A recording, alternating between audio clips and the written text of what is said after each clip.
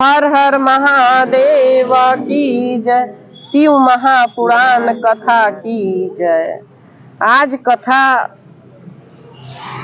कल वट सावित्री है और आज सावित्री की कथा हो जाता है।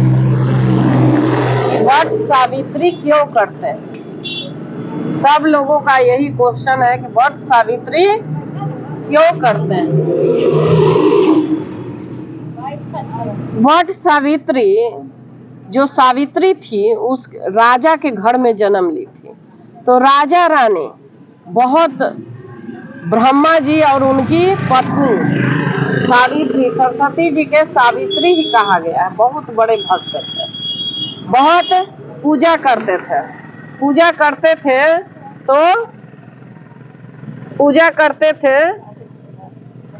तो भगवान के वो भक्ति में पूजा करते थे। तब भगवान के वरदान में कहे कि इतना साल हो गया और मेरा कोई पुत्र नहीं है, ना कोई पुत्री है, मुझे कोई वंश चाहिए।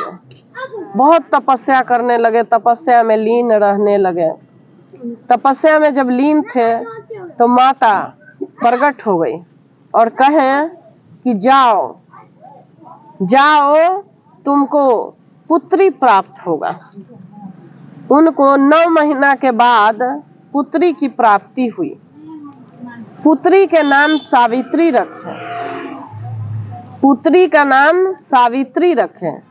बहुत ही गुणवान और बचपन से ही इतना पूजा पाठ करते थे, इतना ज्यादा पूजा पाठ करते थे। और किसकी पूजा करते थे? शिव जी की, भोलेनाथ की बहुत पूजा करती थी सावित्री। इतना कि उसको ब्रह्म ज्ञान हो गया। ब्रह्म ज्ञान होने के मतलब कहीं भी जा आ सकती है, कहीं भी। जैसे यहीं बैठे हैं, आपको मन किया कि हम गंगा नहाने हरिद्वार चले जाएं, तो सावित्री जाके नहा के चली आएगी। उसको मन करेगा कि वहां जाके जल चढ़ा दे, वहां जाके जल चढ़ा के आ जाती थी। इतनी बड़ी वो भक्त हुई। अब राजा सोचे कि इसका वर कैसे मिलेगा। राजा सोचे कि इसका वर कैसे मिलेगा, ढिढोरा पीटे, लेकिन सावित्री की योग वर कहीं नहीं मिला। तो राजा बोले कि सावित्री के लिए वर नहीं है, कि हे बेटी, ऐसा करो कि तुम अपना वर स्वयं ढूंढ लो, तुम अपना वर स्वयं ढूंढो, क्योंकि मेरे से तुम्हारी वर नहीं खोजा जाएगा।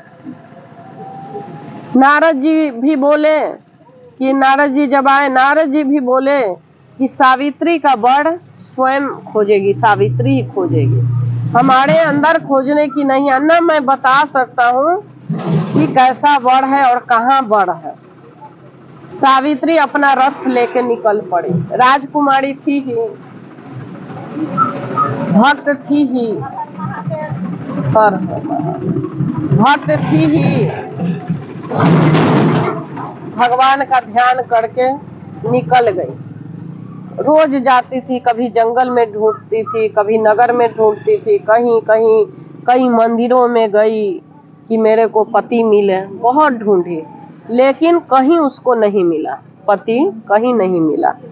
फिर एक दिन जंगल में गई तो देखा कि एक लकड़हारा लकड़ी काट रहा है और उस पे लग गई। मैंने देखने के लिए लोग लग न जाता है कि क्या कर रही है।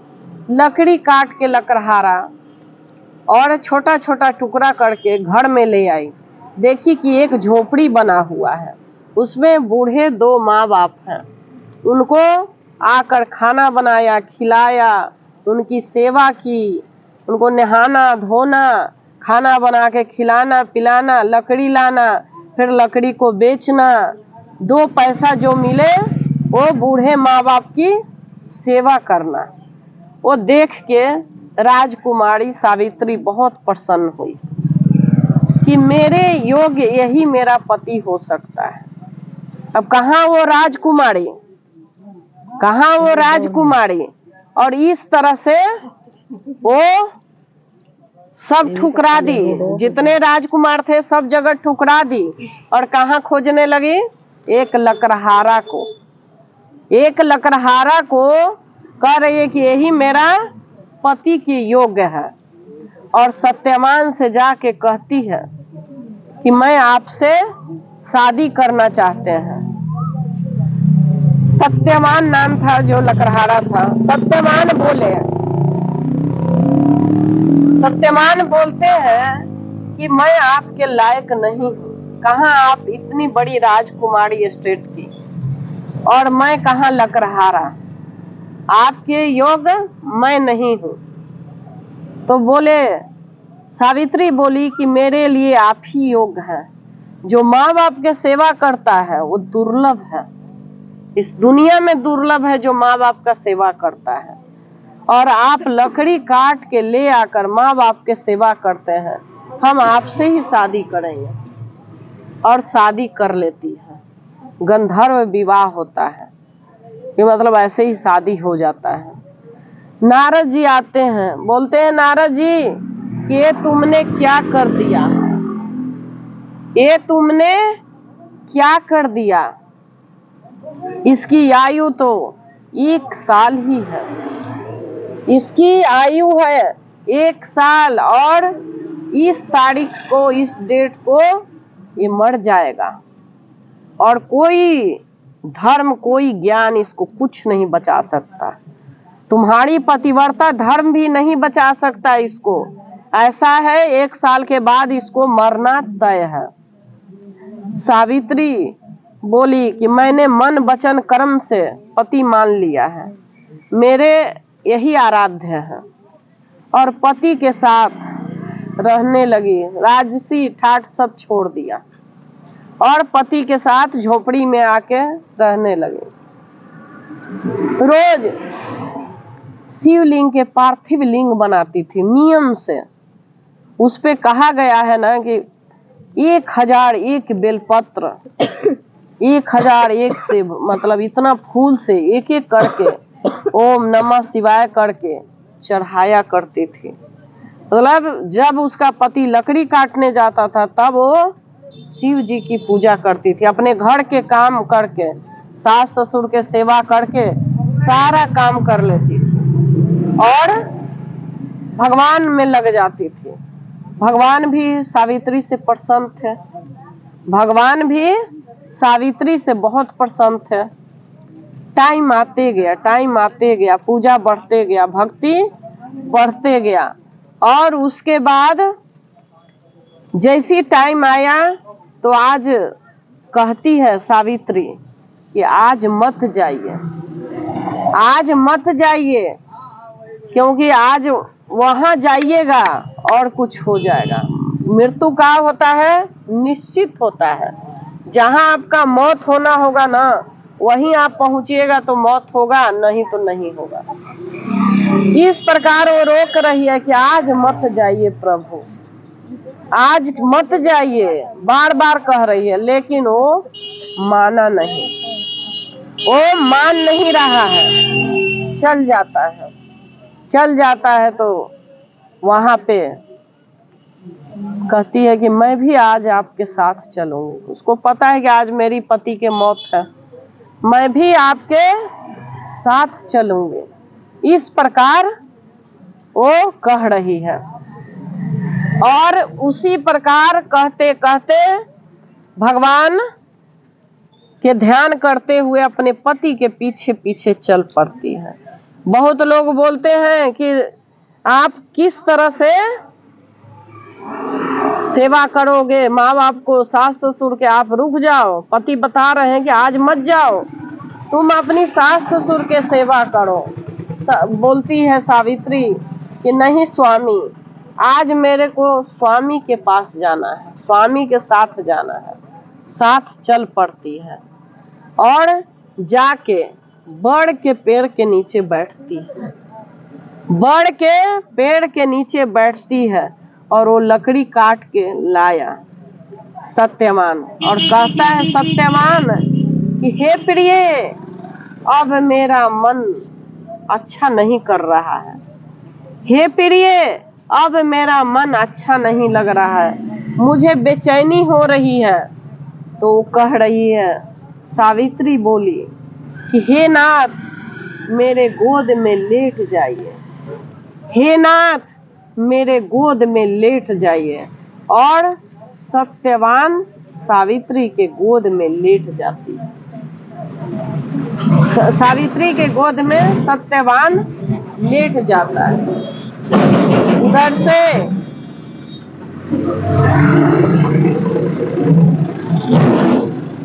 से यमराज आ गया प्राण लेने, धर्मराज, क्योंकि सत्यवान अच्छा था तो धर्मराज प्राण लेने आया, यमराज नहीं आया, धर्मराज आया, प्राण ले लिया। सावित्री बोलती है कि मेरे पति को छोड़ दीजिए, मेरे पति को छोड़ दीजिए, मैं शिव जी के पूजा करती हूँ, भोलेनाथ के पूजा करती हूँ, मैं विधवा नहीं होंगी। क्या होता है, जो शिव के सच्चे मन से पूजा करता है वो विधवा कभी नहीं होता। जो भगवान को रोज दीपक जलाता है वो विधवा कभी नहीं होता। जो भगवान को सच्चे मन से प्रेम करता है वो विधवा कभी नहीं होता। जो ईर्ष्या नहीं करता किसी से, सच्चे मन से भोलेनाथ के भक्ति में रहता है, उसे स्वयं भगवान उसकी जीवन की रक्षा करता है। सावित्री को इस प्रकार विश्वास था कि भगवान इसको कुछ नहीं मेरे को होने देंगे।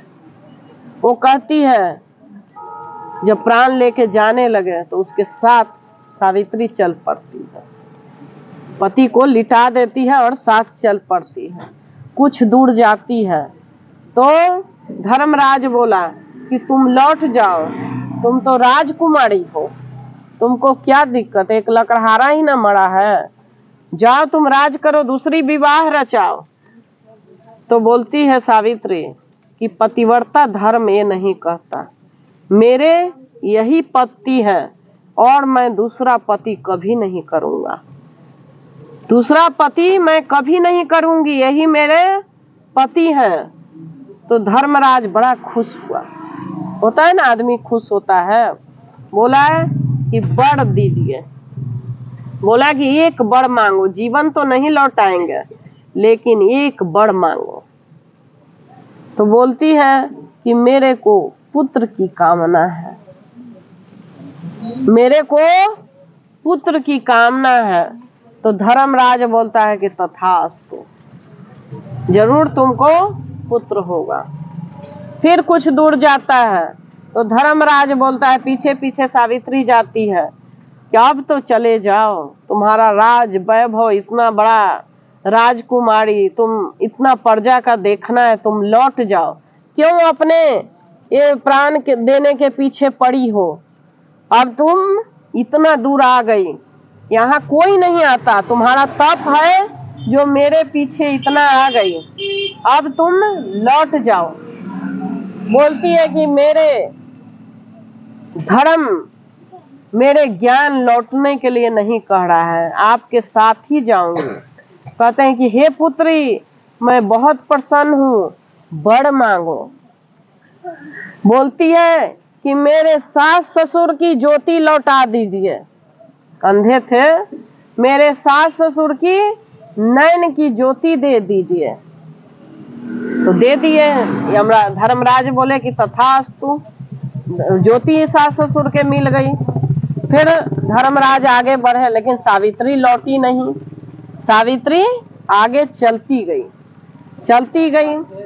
जब धर्मराज पीछे देखे, जब वहां पहुंचे अपने धर्मलोक में, तो वहां सावित्री पहुंच गई और नमस्कार करके कहती है कि हे मेरे पिता, आपने मुझे पुत्री कहा, आपने मुझे पुत्री कहा और आपने मुझे पुत्रवती बनाया। मतलब पुत्रवती का आशीर्वाद दिया तो पुत्रवती तो बनाएंगे ना। सास ससुर के ज्योति लौटा दिए। अब ये बताइए कि मैं पतिव्रता औरत हूँ, मैं पतिव्रता औरत हूँ, पर पुरुष को मैं छू नहीं सकती, पर पुरुष को मैं छू नहीं सकती, तो मैं पुत्र कैसे जन्म दूंगी। आपका आशीर्वाद विफल हो जाएगा, आपका आशीर्वाद विफल हो जाएगा। सारे लोक में आपका निंदा होगा, सारे लोक में आपकी निंदा होगा कि धर्मराज वचन दिया और वचन नहीं निभाया। आपने जब पुत्र होने का आशीर्वाद दिया तो मैं कैसे मां बनूं? मैं पतिव्रता नारी और पर पुरुष मैं करूंगी नहीं। तो आपका जो वचन है वो फेल हो जाएगा। अब आप बताइए कि मैं क्या करूं? अब धर्मराज तो चुपचाप बेचारे बन गए, क्योंकि सावित्री बहुत निपुण थी, ज्ञान में तेज थी। किस तरह से आशीर्वाद ली है, दिमाग से कितना अच्छा आशीर्वाद लेते गई। और तब कहती है कि तुम्हारे पति के तो आयु है नहीं, लेकिन जब मैंने पुत्र होने का आशीर्वाद दिया तो ये बात भी सही है कि बच्चा कहाँ से होगा।